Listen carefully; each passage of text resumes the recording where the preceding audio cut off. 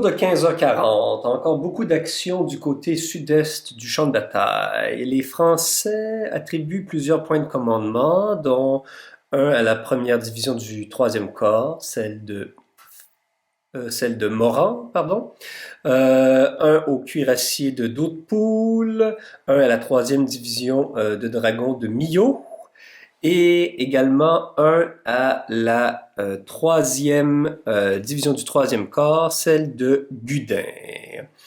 De leur côté, les Russes répliquent surtout avec de la cavalerie, avec un point de commandement à la cavalerie anciennement de Pahlen, qui est maintenant commandée par l'aide de camp de Tolstoï, le commandant blessé de l'aile gauche russe, et un point de commandement aussi à la cavalerie de Golitsyn. Donc les Russes essaient d'activer leur cavalerie pour maintenir leur artillerie à cheval dans Klein-Sausgarten.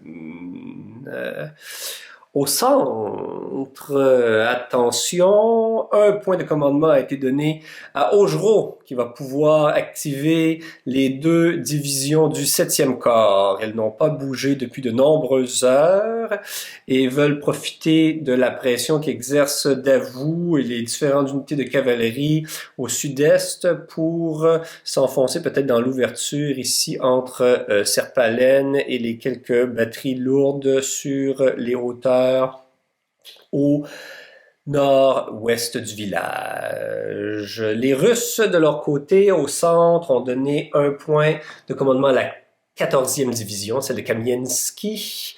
Ils ne sont pas encore certains s'ils vont l'utiliser pour couvrir le nord de Klein-Sausgarten advenant sa capture par l'infanterie française. On peut peut-être couvrir ici le nord de Klein-Sausgarten advenant la capture ici par l'infanterie française, ou encore pour descendre entre la 3e division et la 8e pour bloquer l'avancée éventuelle du 7e corps de Augereau. Au nord des lots, encore une fois, les Français n'attribuent aucun point de commandement. Il reste à lancer pour la cavalerie légère, on verra s'il y a des activations. Les Russes, eux, visent à mettre de la pression tout de suite avec la cavalerie avant l'arrivée de la salle, qui sera autour de 4 heures. Donc un point de commandement à la cavalerie de Korff et un point de commandement également à l'avant-garde prussienne, qui doit se sortir un peu de sa position ici vulnérable avant l'arrivée de la salle. Donc, on se revoit après les segments de manœuvre et de combat à feu.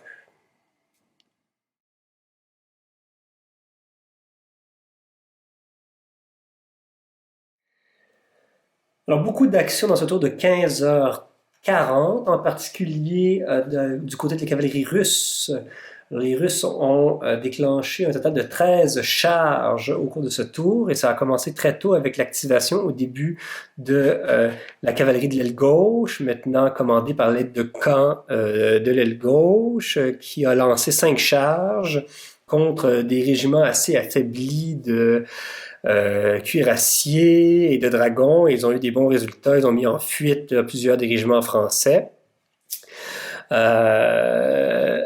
De l'autre côté, il y a Golitsyn aussi qui, lui, a profité du fait d'avoir une activation assez tardive, en fait la toute dernière, pour attaquer la cavalerie légère du 3e corps qui essayait de couper les communications des batteries d'artillerie avec leurs munitions. Ils ont réussi en partie parce que il y a une batterie d'artillerie qui a explosé en tir de contre-batterie et l'autre qui a été détruite par une charge de dragons.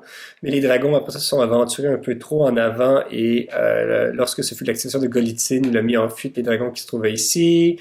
Il a mis en fuite un régiment de chasseurs à cheval qui se trouvait ici. Il a repoussé l'autre régiment de chasseurs à cheval juste ici. Donc, beaucoup de charges de ce côté-ci. Par contre, les Français ont commencé à faire progresser là, la division de Moran pour aller s'établir dans Klein-Sausgarten parce qu'il ne reste presque plus de batteries d'artillerie dans Klein-Sausgarten.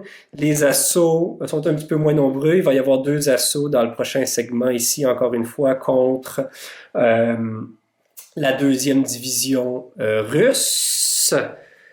On voit que le corps d'Augereau, le 7e corps, s'est mis en route. La 2e division est allée un peu plus au sud et la 1re division reste un peu plus en retrait au nord parce qu'elle a peur un peu du feu des batteries russes qui pourraient lui faire peur. Donc les deux vont essayer de converger vers Serpalen éventuellement. Au nord des lots, la cavalerie de Korpf a également déclenché 5 charges qui ont connu des succès mitigés, nous dirions. Même il y a eu il y a eu plusieurs rebonds entre des cuirassiers et par exemple les chasseurs à cheval de la garde, entre des dragons et les mamelouks, les cuirassiers qui allaient affronter les grenadiers à cheval ont essayé de consolider leur ligne, mais se sont désordonnés, donc ils n'ont pas eu de charge ici. Il y a un régiment de hussards qui a réussi à détruire une des batteries d'artillerie de la garde, et un régiment de dragons qui a réussi à défaire un régiment de chasseurs à cheval au combat.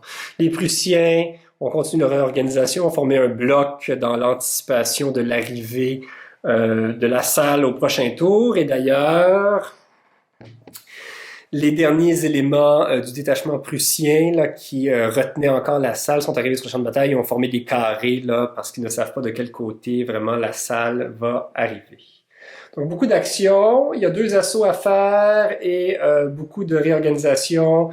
Il y a encore plusieurs troupes en fuite du côté des Russes, là, 3 ici, une ici et une autre curieusement du côté du dépôt français. Et du côté des Français, il y a au moins 3 régiments de cavalerie, même un 4e ici, qui sont en fuite. Donc un 5e même ici. Donc beaucoup de ralliements à faire. Donc je reviens après les segments d'assaut et de ralliement.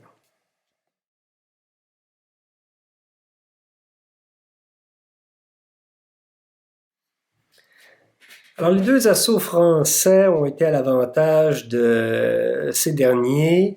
Dans un des assauts, les Français ont repoussé le régiment de grenadiers russes, mais celui-ci s'est rallié. Et dans l'autre assaut, ici, avec un tir très efficace, les Français ont réussi, avec la mêlée subséquente, à complètement éliminer le régiment de mousquetaires russes qui se trouvait ici. Donc, ce faisant, les pertes cumulées sur la 2e division font en sorte que c'est la 1re division à atteindre un niveau de morale et ils seront même au niveau 2 à partir du prochain tour, ce qui leur occasionne une pénalité de 4 sur leur test. De façon générale, les Français n'ont pas eu beaucoup de succès à rallier les fuyards. Il y a encore au moins 4 unités de cavalerie qui sont en fuite, là, 3 ici, une un peu plus haut. Les Russes ont eu plus de succès dans leur ralliement, mais surtout au sud-est. Encore une fois, la situation au nord-ouest est un peu moins bonne, où plusieurs régiments de dragons et même les cuirassiers commandés par Korpf lui-même n'ont pas réussi à retrouver un bon ordre. Donc, ils sont peut-être un peu vulnérables pour l'arrivée de la salle au prochain tour à 4 heures.